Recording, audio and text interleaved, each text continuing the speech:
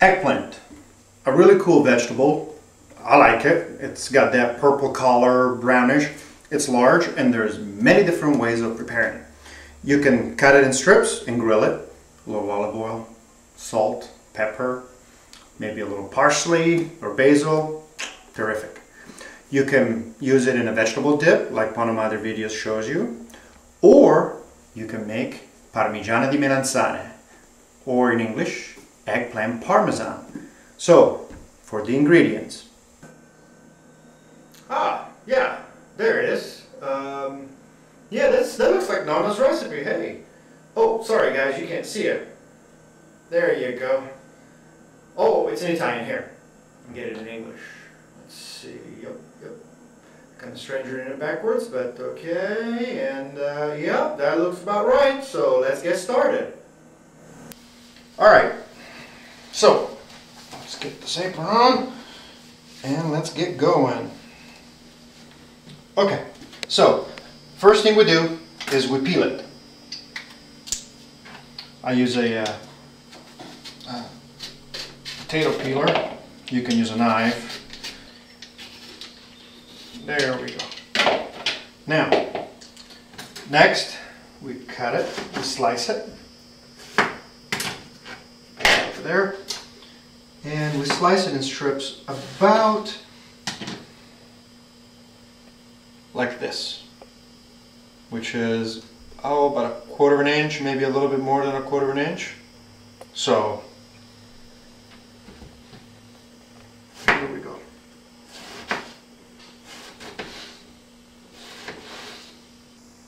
Okay, after you slice it, what you want to do, you want to get a plate and you want to put your eggplant on it, like so, and cover the eggplant with just a film of salt, and then put like some paper towels on it and let it sit for about an hour at least. The reason for that is because the salt will make the eggplant release its liquid, and it releases kind of a bitterness of the eggplant. So, and then paper towels. I like to put a layer of paper towels between the layers of eggplant. So here we go. In an hour we take and we fry. Okay, while we wait for the eggplant to rest, we're going to prepare the sauce. I like to use whole canned tomatoes and put them in a blender and make my own sauce. You can use pre-made sauce, canned sauce, as long as it's just plain tomatoes. And I add some garlic, chopped up garlic. I add half an onion, chopped up fine, salt and oregano if you like to. Put some olive oil and put it in a saucepan and cook it for about 10 to 15 minutes. Here we go. We waited about an hour for our eggplant to rest, and as you can see, the paper is all wet from the water that the eggplant released. So the next thing we're going to do is rinse the eggplant, and we want to rinse it thoroughly because we don't want all the salt on it. One thing I like to do is I put a paper towel down and dry them as good as possible, because the problem is that if they're wet and you put them in oil, hot oil, obviously they're going to be spraying all over the place and it can be quite dangerous. So make sure you pat and dry as good as you can. Alright, so here's the last of our eggplant that's been dried. And we're going to start frying it now. Lightly fry it in a skillet with some vegetable oil. The oil is nice and ready, so here we go. Turn it up a little bit more because we don't want it to get soaked. Now remember that eggplants are sponges, so they will soak up a lot of oil. So don't be surprised if you have to keep adding more and more oil. Now I'm going to take another plate and put some paper towels on it for our eggplant. So here we have the last pieces of eggplant. Get them out of the oil. Turn this off. And next we assemble it. We use a oven pan, and you can use, I like to cut my mozzarella, but you can buy some shredded mozzarella.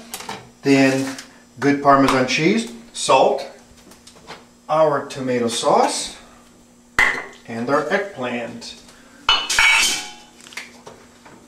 Okay. What I do is I put a little bit of tomato sauce at the bottom of the dish. There's a big old piece of garlic, which I love, but not everybody does. And I put some of my eggplant. Now, one important thing is you want to put each layer of eggplant 90 degrees from the previous one so that it interlocks. Now we put Parmesan cheese on it. Our mozzarella. I'll break it up a little bit. And here we go. Now we put another layer of eggplant. This time we go in this direction. And we put this in our oven that's set at 400 degrees, and we cook it for 40 minutes. So we're going to put it in the oven and we're going to cover it. Okay, it's been about 40 minutes and I think it's ready to come out. Yep, it is. Here it is. So the best thing now is just let it rest for about 15 minutes or so. First of all, if you try to eat it now, you'll probably die just burned. But also by letting it rest, the juices kind of get all readjusted in it, and it gets a little bit more compacted, which when you cut it, it'll just give you nice slices. So I hope you enjoyed this recipe. I hope you try it, and we'll see you next time. Ciao!